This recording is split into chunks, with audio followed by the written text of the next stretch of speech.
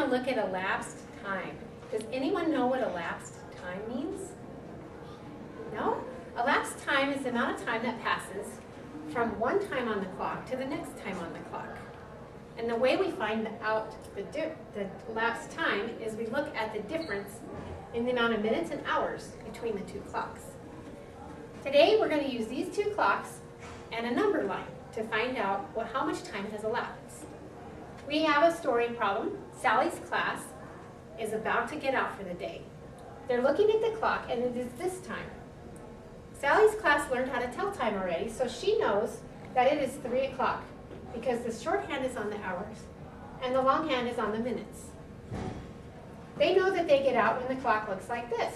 The shorthand's on the 3 and the longhand's on the 5, and they know that it is 3:25. But what they don't know is how much time has passed.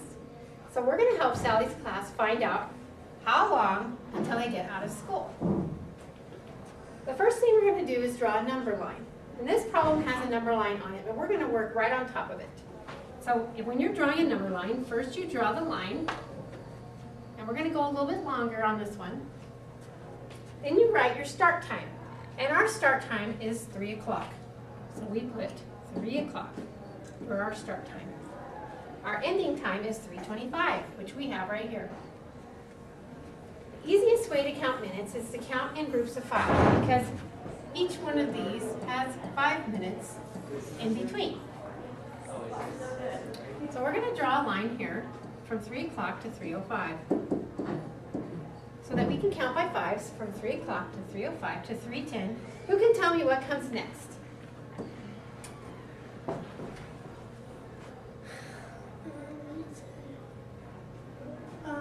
3:15. That's correct, 3:15.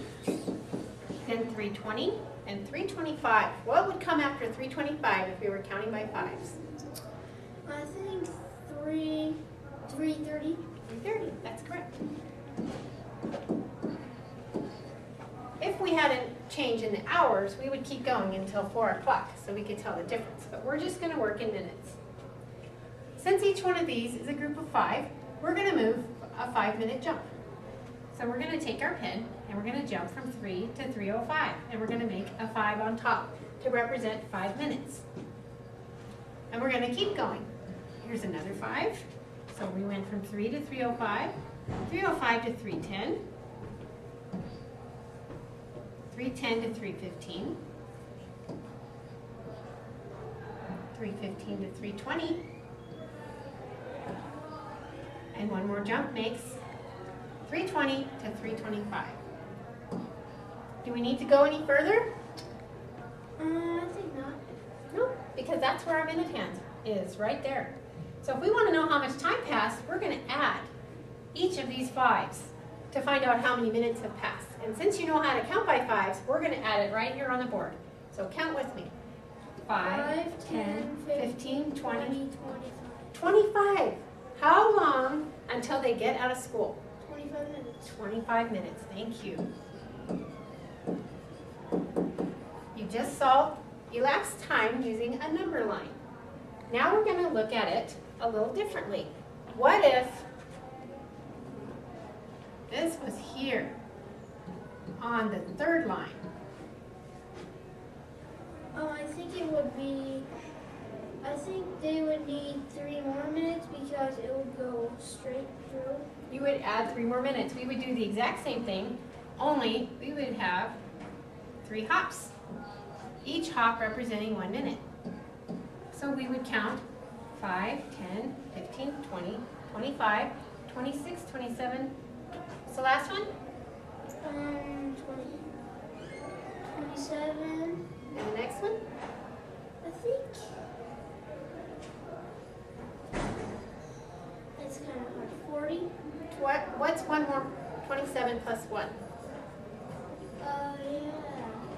27 plus 1 equals 28. 28. So if that was the case, if this line came down here on the 3rd line, it would be 28 minutes. Very good. And that's how you could learn to count between the 5s. You will always be able to count to the minute.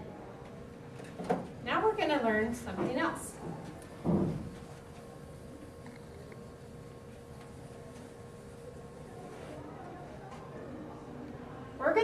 about the T-chart approach. T-chart approach is a lot like the number line where you're jumping by fives. We're going to start with a problem. We're going to say that Sally, when she goes home, is with her babysitter from 2:34 to 8:45. So her start time is 2:34 and her ending time is 8:45. And this is PM because it's in the afternoon. To start a T-chart, you need to make one line going this way, one line going this way.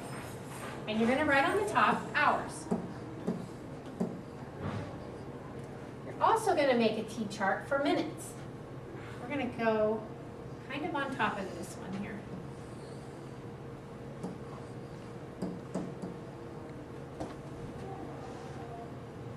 The first thing you need to do is write your start time, 2:34. And we're going to count up. So we're going to go,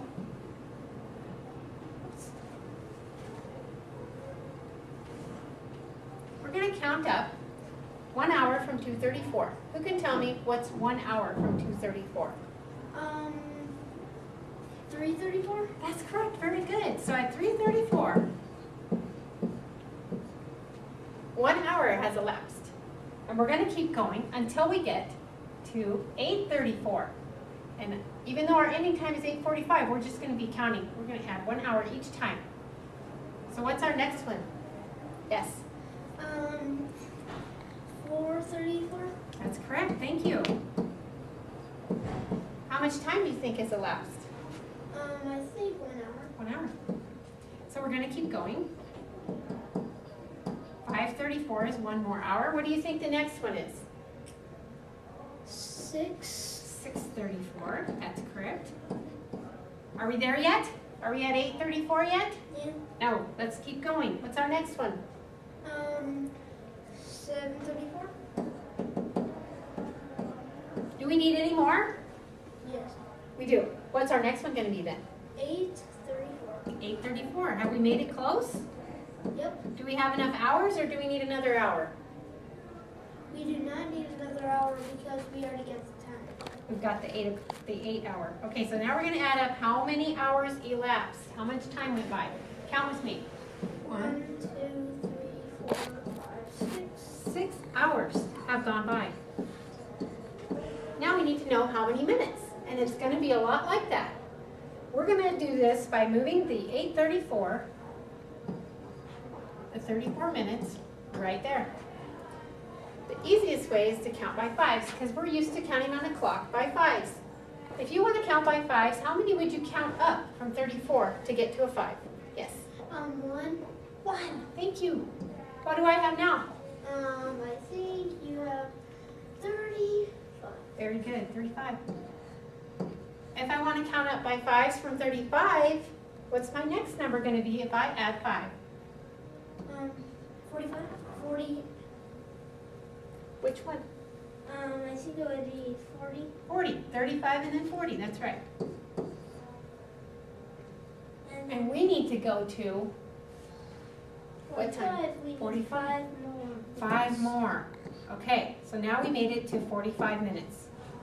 So 6 hours has elapsed and 45 minutes have elapsed.